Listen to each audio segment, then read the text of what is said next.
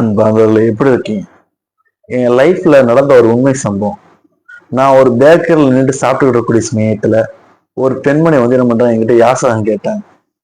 எனக்கு அந்த பெண்மணியை பார்க்கக்கூடிய சமயத்துல வயதானவளா இருக்காங்க. மனசும் கொஞ்சம் கஷ்டமா இருந்துச்சு. ஏம்மா இப்படி யாசகம் கேட்டுக்கிட்டு கஷ்டப்படுறீங்க? உங்களை நான் வந்து ஒரு ஹோம்ஸ்ல வந்து நான் சேர்த்து விடுறேன். அங்க உங்களை நல்லா வச்சுப்பாங்க. உங்களுக்குன்னு எல்லாம் செப்பரேட்டா எல்லாம் தனியா ஒதுக்கிடுவாங்க. நான் எல்லாமே சொல்றேன். அப்ப அந்த அம்மா நான் மாட்டேன் அப்படின்னாங்க. ஏமா மாட்டேன்னு சொல்றீங்க? அங்க உங்களுக்கு தனியா பெட்டு, காட்டு, ஃபேனு எல்லாம் நிறைய விஷயங்கள் உங்களுக்கு இருக்கும். நீங்க அங்க இருந்தீங்கன்னா உங்க நல்லா எல்லாமே நல்லா பாத்துக்குருவாங்க அப்படின்னு சொல்ல போகும்போது மறுபடியும் வேணாம் அப்படின்னு மறுபடியும் அதுக்கடுத்து அங்க ஃப்ரீ தான்மா, உங்களுக்கு காசு கூட இல்லம்மா, அப்படி பே பண்றதா கூட நான் பே பண்றேம்மா அப்படின்னு நான் எவ்வளவோ சொல்றேன். ஆனா அந்த அம்மா என்ன பண்றாங்க, நோ நோ அப்படியே சொல்லிக்கிட்டு இருந்தாங்க. எனக்கு என்னன்னு சொல்ல தெரியல. எனக்கு திடீர்னு ஏமா நோ நோன்னு சொல்லிக்கிட்டு இருக்கிய அப்படிங்கும்போது எங்க பிள்ளைங்க விட மாட்டாங்க, என்னுடைய பிள்ளை விட மாட்டாங்க அப்படின்னா. அப்ப நான் ஒரே ஒரு வார்த்தை தான் கேட்டேன், உங்க பிள்ளைங்க ஹோம்ஸ்ல அங்க விட மாட்டான்னு நீங்க சொல்றீங்க, அப்ப பிச்சை எடுக்க மட்டும் இப்படி யாசகம் கேட்க மட்டும் விடுறாங்களா? இது மட்டும் உங்களுக்கு இதான் அப்படின்னு கேட்டேன். அதுக்கு பதிலே இல்லை.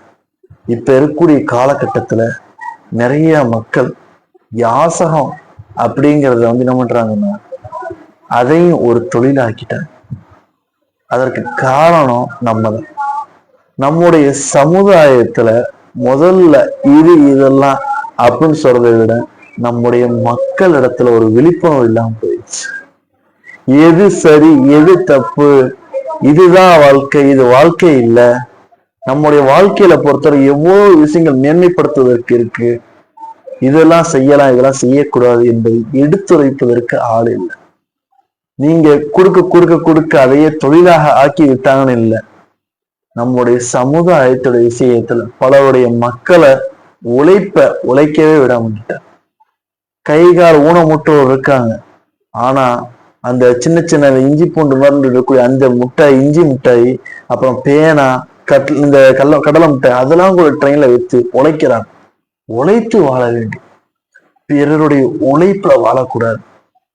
அதை விட விஷயம் அடுத்தவங்ககிட்ட கையேந்த வாழக்கூடாது.